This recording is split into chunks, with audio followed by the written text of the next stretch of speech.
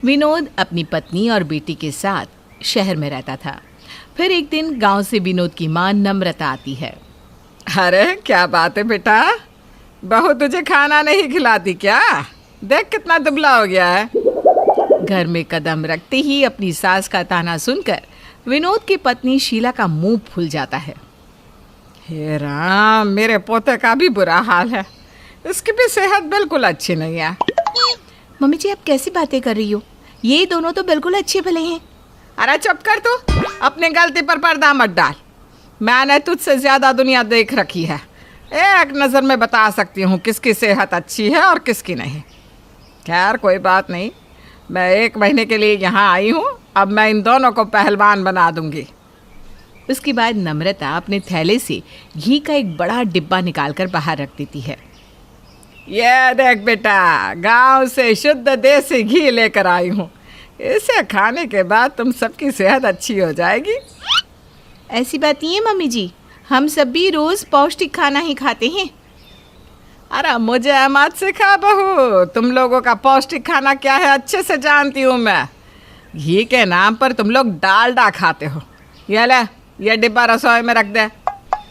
फिर उस दिन से नम्रता रोज तीनों को घी खिलाना शुरू करती है। ये क्या है मम्मी, रोटी में इतना सारा घी, मैं ये रोटी नहीं खाऊंगा। अरे बेटा खा ले, देसी घी बहुत कम लोगों को नसीब होता है, इसे खाने के बाद तुझे ताकत मिलेगी। चल चुपचाप खा। उसके बाद नम्रता अपने हाथों से अपने पोते को रोटी खिलाने लगती है। अरे बहू, तू मेरा मुंह क्या देख रही है? खा खाना तू भी। और विनोद चल तू भी शुरू कर बेटा। लेकिन माँ, तुमने रोटी के साथ साथ सब्जी में भी घी मिला दिया है। अगर हम अचानक इतना सारा घी खाएंगे तो हम तो बीमार पड़ जाएंगे। अरे बेवकूफ़ों जैसी बातें मत कर। भला आज तक घी से कभी किसी का नुकसान हुआ है? घी तो जितना खाया जाए उतना कम है। चल बेकार की बातें बंद कर और खाना खा। फिर विनोद मन मारकर खाना खाने लगता है। दूसरी तरफ शीला का भी यही हाल था। फिर एक दिन शीला से मिलने उसकी पड़ोसन निकिता आती है। तभी नम्रता ढेर सारे पराठे लेकर आ जाती है। निकिता, ये मेरी सासू माँ है, कुछ दिनों पहले ही गांव से आई हैं। नमस्ते माँ जी। अरे नमस्ते नमस्ते, ले बेटी तू भी पराठे खा। पराठे के ऊपर ढेर सारा घी देखकर निकिता के होश उड़ जाते हैं। आपने घी के अंदर पराठे डुबाकर निकाले हैं क्या? बाप रे, इतना सारा घी। अरे तो इसमें बुराई क्या है? मैं तो रोज इतना ही घी खाती हूँ। चल चुपचाप खा ले। निकिता पराठा तोड़कर एक कोर खा लेती है और अचानक से उसे उल्टी होने लगती है। नहीं नहीं, मुझसे ये नहीं खा जाए, उल्टी आ रही है, मैं जा रही हूँ यहाँ से।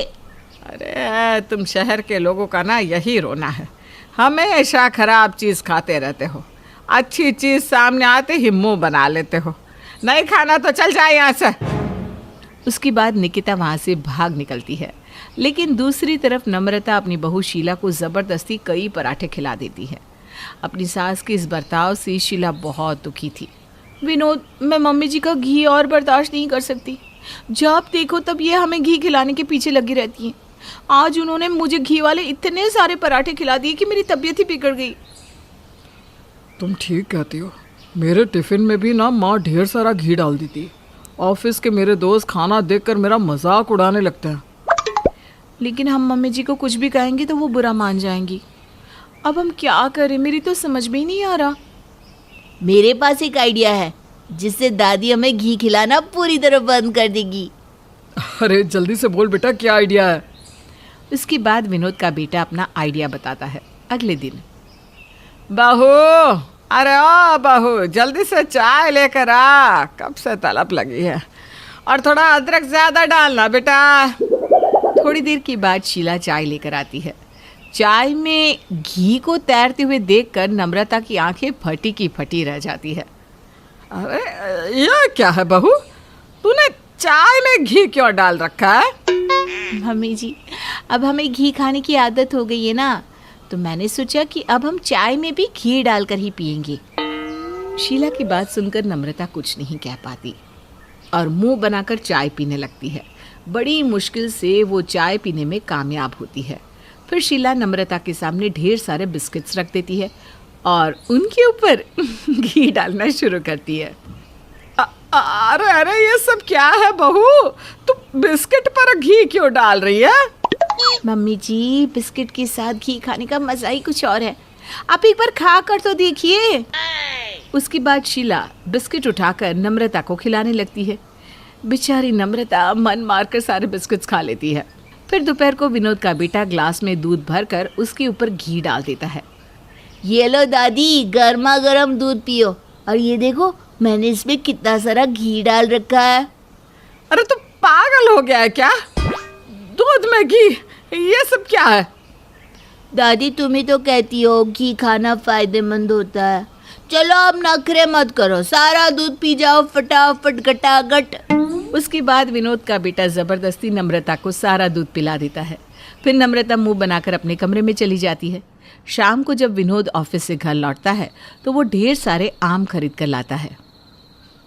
ये देखो शीला, मैं आज कितने सारे आम लेकर आया हूँ। चलो जल्दी से आम काटो, आज हम सब मिलकर पेट भरकर आम खाएंगे। हाँ बहू, मुझे भी आम ना बहुत पसंद है। चल जल्दी से आम काट बेटा। उसके बाद शीला आम काट कर प्लेट के ऊपर सजा देती है, लेकिन नम्रता जैसे ही आम को उठाने जाती है कि शीला उसे रोक लेती है। अरे अरे ठहरिए मम्मी जी, अभी तो इसमें असली चीज़ डालनी बाकी है। जा बेटा, रसोई घर से घी का डब्बा लेकर आ। फिर विनोद का बेटा दौड़कर रसोई घर से घी का डब्बा लेकर आता है। उसके बाद शीला सभी आम के ऊपर ढेर सारा घी डालना शुरू कर देती है।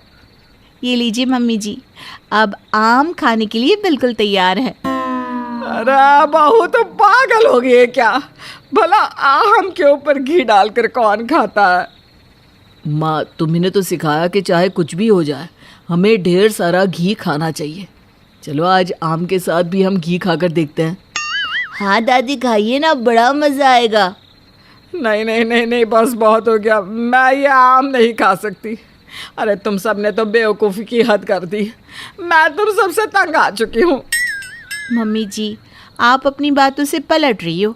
आप ही ने तो हमें घी खाने की सलाह दी है, फिर आप आम के साथ घी क्यों नहीं खा रही? अरे मेरी मत मारी गई थी। तुम तीनों मुझे माफ़ कर दो, मैं अब और बर्दाश्त नहीं कर पाऊंगी बेटा। तो आज ही मेरा टिकट कटवा दे, मैं शाम को ही गांव जाना चाहती हूँ। इसके बाद विनोद टिकट कटवा देता है और शाम होते ही नम्रता अपने गांव लौट जाती है। ये देखकर तीनों राहत की सांस लेते हैं। उस दिन के बाद से वो तीनों फिर से अपना मनपसंद खाना खाने लगते हैं। हर बहू की तरह संध्या का मन भी अपने ससुराल का पुश्तैनी मकान को बेचकर बड़े शहर में एक घर लेने का था। ये क्या है? तुम्हारी माँ भोपाल में इतनी बड़ी हवेली में रहती है, वो भी अकेली, और हम लोग यहाँ किराए के मकान में। ये तो वही बात हो गई ना, बैंक में नोटों की गड्डी और बहू मांगे भीख। अरे ये कौन सी कहावत है? हमने तो पहले कभी नहीं सुनी। ये है बहुत अच्छी और बहुत ही फेमस है, लेकिन तुम कहावत की गहराई में मत जाओ। ये सोचो कि प्राइवेट नौकरी है, कब तक शरीर काम करेगा, वक्त पर घर ले ले सब ठीक हो जाएगा। लेकिन मजाल है तुम्हारी अम्मा कभी झूठे मुंह भी बोल दे कि भाई ये कोठी बेचकर तुम लोग पैसा बांट लो। बेटा रोज रोज बीवी की बातों को सुनकर एक दिन मान ही लेता है कि माँ गलत है और बीवी सही है। सही बोल रही हो तुम। इतनी सी कमाई का इतना बड़ा हिस्सा किराए पर चला जाता है। यही पैसा बच जाए तो जिंदगी ऐश की गुजरे। माँ को समझाने की कोशिश करता हूँ। वैसे समझाना क्या है, कभी मैंने उनको किसी बात का विरोध करते पहले देखा ही नहीं। मान ही जाएंगी। वैसे बात तो सही है तुम्हारी। कभी मैंने भी तुम्हारी माँ को बोलते या अपने हक की बात करते देखा तो नहीं है। चलो मैं माँ से बोल देता हूँ कि हम लोग आ रहे हैं, तुम सीमा को भी बोल दो कि आ जाए, मिलकर बात कर लेंगे, जैसा होगा बंटवारा कर लेंगे और माँ को लेकर आ जाएंगे। ओ रुको रुको रुको, ये मत बोल देना गलती से भी, समझे? करोड़ों की कोठी है और सीमा को क्यों? मैं उसे कोई हिस्सा नहीं दूंगी। बेटी है, शादी में भी तो खर्चा हुआ था ना, फिर किस बात का बंटवारा? अरे देखो यार, मैं सीमा को जानता हूँ, वो बहुत लालची है। मैंने पहले भी उससे तुम्हारी बात को डिस्कस किया था। उसने साफ कह दिया था कि उसे आधा हिस्सा चाहिए। वैसे भी कोर्ट भी तो कहता है ना कि पिता की संपत्ति में बेटी का पूरा हक होता है। ऐसे में या तो खुद दे दो या फिर वो लड़का ले लेगी। अरे क्यों बेइज्जती करवानी। ठीक है, माँ को फोन कर दो कि हम लोग आ रहे हैं और सीमा से भी बोल दो कि पहुंच जाए। मैंने वहाँ के लोकल 1-2 लोगों से कोठी की कीमत लगाने और ग्राहक को तैयार करने के लिए बोल दिया है। ठीक है, मैं माँ को बोल देता हूँ, वो कपड़े पैक कर लेंगी। अरे रुको ना, अभी कुछ मत कहना। जब हिस्सा हो ही रहा है तो 2 क्यों 3 कराओ। माँ को वहीं पर एक फ्लैट खरीद के दे दो। अरे वहाँ प्रॉपर्टी भी तो सस्ती है, कहाँ लेकर आओगी। यहाँ खुद के काम तो होते नहीं, उन्हें कैसे संभालूंगी मैं। पति जो अब बीवी की बात तोते की तरह सुनता और मानता, उसकी हाँ में हाँ कर देता है। अगले दिन राजेश माँ को फोन करता है।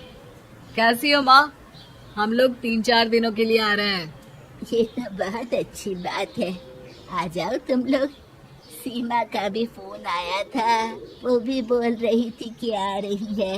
अब क्या था, माँ लग जाती है बच्चों के मनपसंद खाना बनाने में, उनका कमरा सजाने और कोठी की साफ सफाई करने में।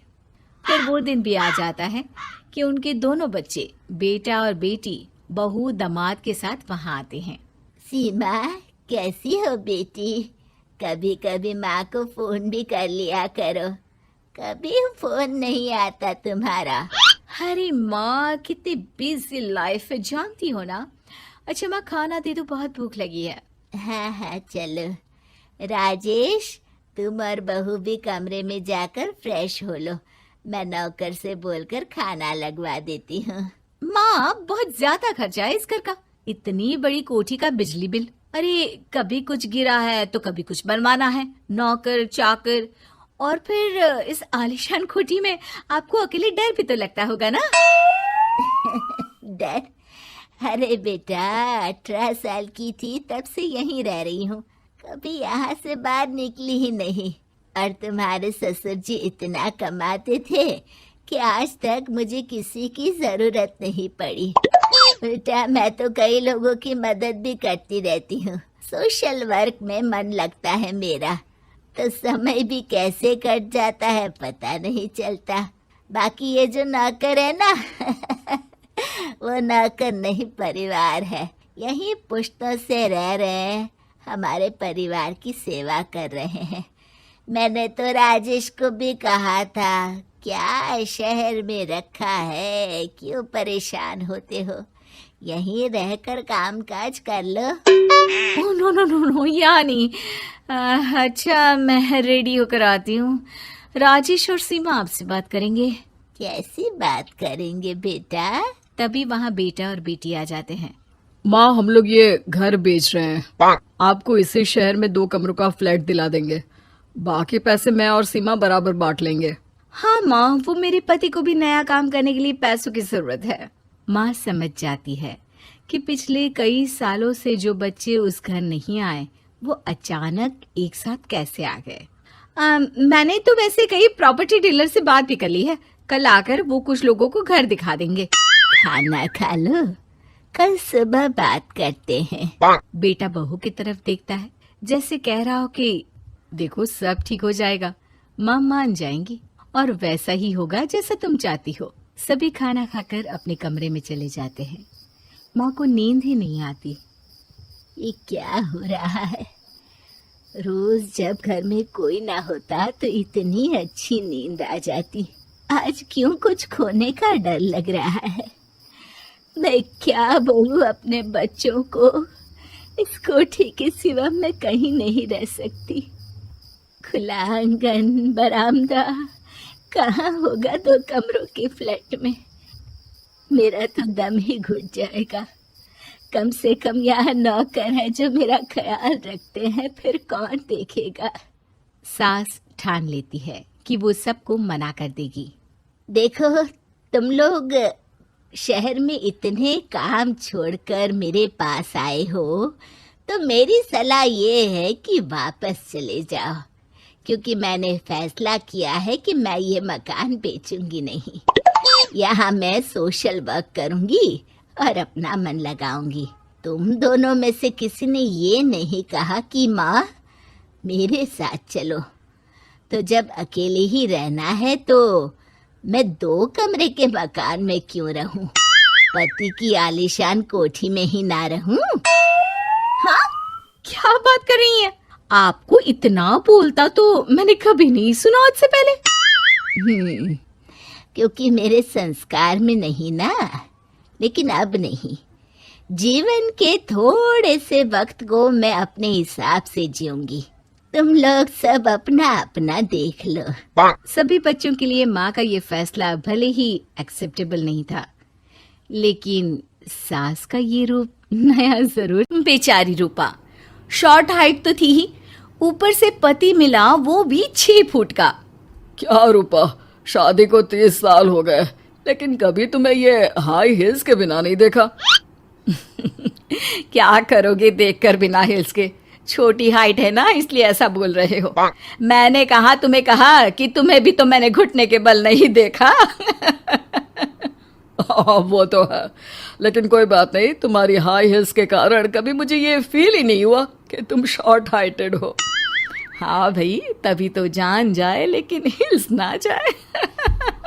अच्छा, वो कल ना हमें बहू देखने चलना है बेटे के लिए, तो सारी तैयारियां कर लेना। और हाँ, देख लेना कि बहू की हाइट ठीक हो तभी हाँ करना। पता चला कि उस बेचारी को भी सारी जिंदगी हिल्स डालनी पड़ जाए।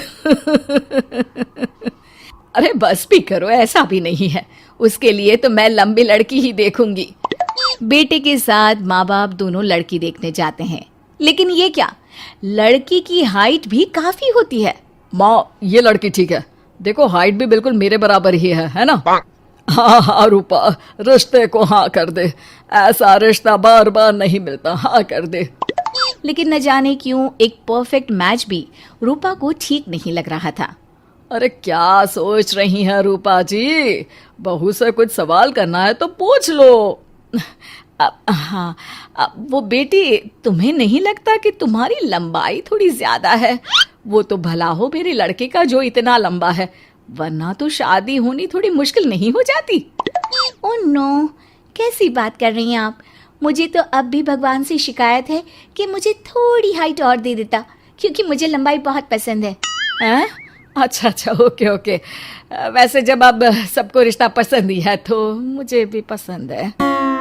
रूपा परिवार के साथ रिश्ता पक्का करके घर आ जाती है, लेकिन मन में काफी परेशान रहती है। अरे क्या हुआ रूपा, जब से बेटे के लिए बहू फाइनल की है परेशान सी लग रही हो, सब ठीक तो है ना? हाँ, बस यही सोच रही थी कि बेटा लंबा, पति लंबा और बहू भी। मुझे जीवन में कभी हिस्से से छुटकारा मिलेगा ही नहीं क्या? अच्छा, तो यह परेशानी है। अरे तो क्या हो गया, जैसे हम लोगों के लेवल को हिल से मेंटेन रखा है वैसे ही बहू के साथ भी रखना, क्या गलत है इसमें? हाँ, लेकिन मुझे लगा कि वो थोड़ी अपनी लंबाई को लेकर घमंड में रहती है। देखा कैसी पटर पटर जबान चला रही थी। क्यों? अरे छोड़ो ना, तुम्हें क्या करना है? उसे लंबाई पसंद होगी तो क्या रही है, तुमने पूछा भी तो ऐसा ही सवाल था ना। तभी वहां बेटा आ जाता है। क्या हुआ माँ पापा, क्या बात हो रही है? अरे तेरी होने वाली बीवी के बारे में बात चल रही है। कैसे बोल रही थी, मुझे तो लंबाई पसंद है। अरे इतनी तो लंबी है, और कितनी लंबाई पसंद है? और मुझे देखो, मैं कितनी शॉर्ट हाइटेड हूँ, लेकिन मैंने तो कभी भगवान से इसके लिए शिकायत नहीं की। अरे करोगी भी क्यों माँ, हर समय हाई हिल्स में आपने सब कुछ मेंटेन जो रखा हुआ है।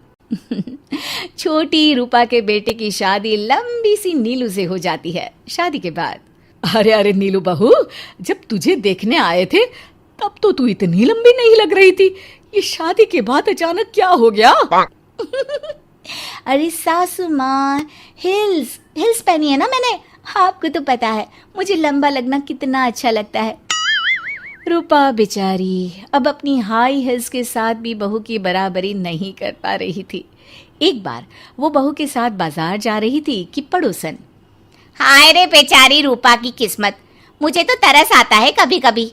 अरे पहले पति लंबा था तो हिल्स ना उतरी, फिर बेटा, और अब तो बहू, वो तो माशाल्लाह। हाँ, ठिंगनी कहीं की। रूपा और बहू पड़ोसियों की बात सुन लेते हैं। घर आकर, बहू, तुम जब मेरे साथ जाती हो ना तब हिल्स मत पहना करो। मेरी हाइट कम है, ऊपर से तुम लंबी और उसके ऊपर से तुम्हारी हिल्स। अरे कैसी बात कर रही हैं माँ जी, मैं आपके लिए अपनी हिल्स क्यों उतारूं? ये मेरी चॉइस है, मुझे लंबा लगना पसंद है तो है। ये बोलकर बहू वहां से चली जाती है, लेकिन दोनों के बीच की बात सामने खड़ा रूपा का पति सुन रहा होता है। फिर अगले दिन, अरे मेरी सारी हिल्स कहाँ चली गई? मैंने सारी बाहर कर दी, आज से तुम हिल्स नहीं पहनोगी। अरे कैसी बात कर रहे हैं आप? हिल्स नहीं पहनूंगी तो क्या करूंगी? इस घर में गुजारा कैसे होगा मेरा? सब इतने लंबे लंबे। अरे ना बाबा ना, आप तो मेरी हिल्स मुझे वापस ला दो। देखो रूपा, घर में गुजारा तुम्हारी हिल्स के कारण नहीं, तुम्हारी सूझबूझ के कारण हो रहा है। अरे पर आज आप ये कैसी बात कर रहे हैं? तभी वहां बेटा आ जाता है। हाँ माँ, पापा ठीक तो कह रहे हैं। मेरी पढ़ाई लिखाई से लेकर घर बनाने की जिम्मेदारी जिस लेवल में आपने पूरी की है, शायद उस लेवल तक कोई भी हिल्स पहनकर भी नहीं पहुंच सकता। ये इंसान की फितरत है रूपा, उसे जिस चीज से शर्म आती है वो चीज उसका उतना ही पीछा नहीं छोड़ती। जब हमारी शादी हुई, भले लोगों ने कहा हो कि लंबे लड़के को छोटी लड़की मिली, लेकिन क्या कभी मैंने तुमसे कुछ कहा? नहीं नहीं जी, आपने तो कभी कुछ नहीं कहा। फिर तुम्हारे लिए इम्पोर्टेंट कौन है, मैं या लोग?